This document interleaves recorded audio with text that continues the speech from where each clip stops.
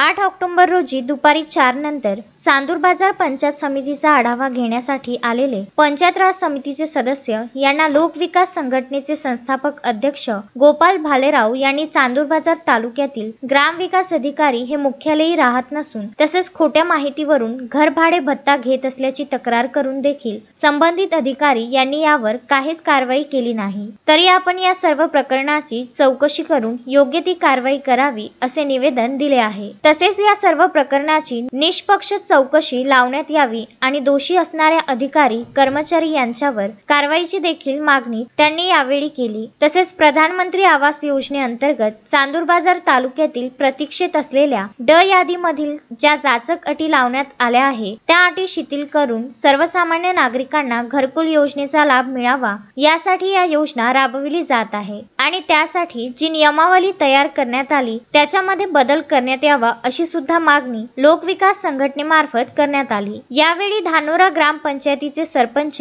विजय राऊत, राहुल खापरे, ऋषी पोहकार, रणजित देशमुख उपस्थित होते। तर या सर्व प्रकरणावर सकारात्मक प्रतिसाद देत पंचायत राज समितीचे प्रमुख विक्रम काळे यांनी लवकरच हा विषय चौकशी करून निकाली काढणार असल्याचे सांगितले। सुयोग गोरले, विदर्भ न्यूज, चांदूर बाजार।